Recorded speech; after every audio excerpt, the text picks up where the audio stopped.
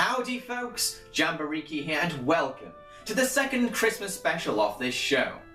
In this episode, I'm going to take a little peek at Christmas Night, also known as Holy Night. Holy Night is a Spanish CGI animated movie set in a world of Christmas figurines. The townsfolk of Bethlehem live on one side, Santa's guards and elves live on the other side. These two divided groups despise each other. When baby Jesus and Santa's sleigh are stolen, both sides accuse each other of theft and a war breaks out. It turns out that a sheep has stolen Jesus and the sleigh. It's up to a shepherdess called Sarah and a Santa guard called Sam to retrieve the missing toys and end the war. When I bought this movie, I was expecting it to be a seasonal tale full of humour, magic, wonder and simple charm. Ugh. Boy, was I wrong. Instead, I got a crackhead's brain-dead festive remake of Toy Story. Holy Night is an obnoxiously hyperactive movie that throws you into its world and story without considering your perspective as a viewer.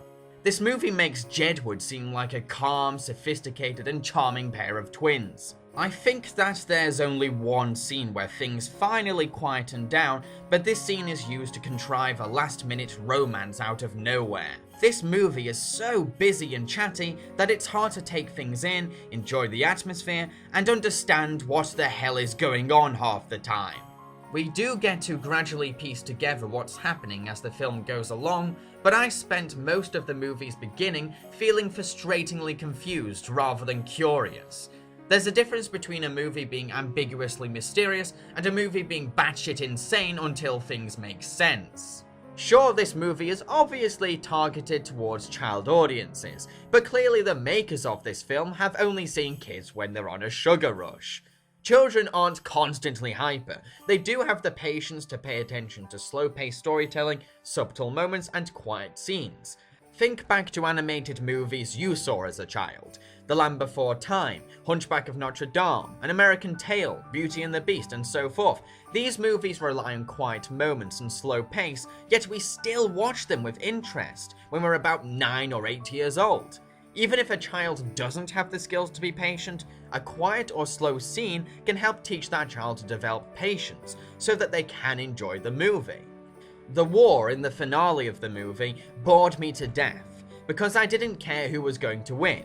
Both sides are annoying as each other, so I couldn't be bothered less about the outcome of the battle.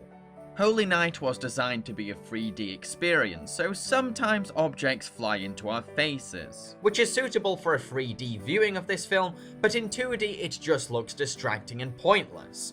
There's no option on the DVD to watch this movie in 3D, which is actually a relief because 3D glasses make my eyes sore and head ache.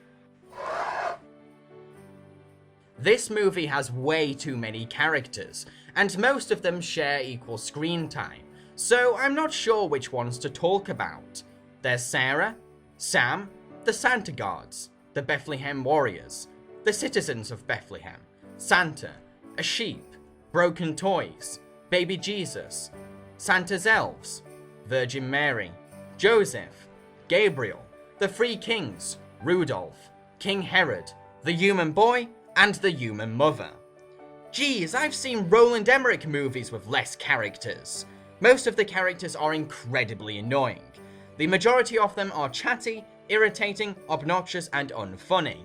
I could tolerate some of them, but most of them never shut up and have the personalities of a migraine.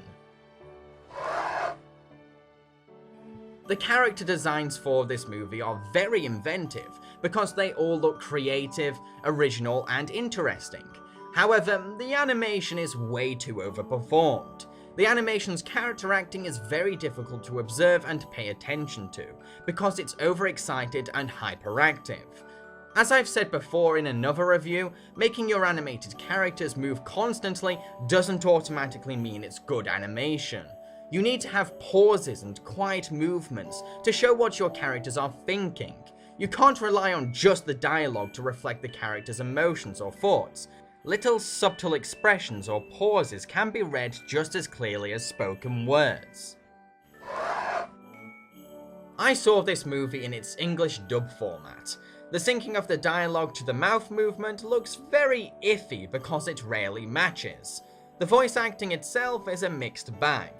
Some of the voice actors do passable and decent jobs, but most of the characters' voices sound irritating or unclear. Trust me when I say that at least one of these voices is bound to piss you off or slightly bother you.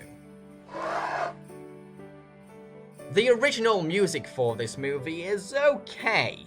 Just okay. It's not painful to listen to, but it also doesn't have any standout tracks. It has some cute little festive pieces and lots of dramatic orchestral compositions for scenes full of peril or action. The score for this movie isn't very noticeable though. It didn't impress or wow me. It lacks the flavour and punch needed to stand out as a music score. Like I said, it's just okay.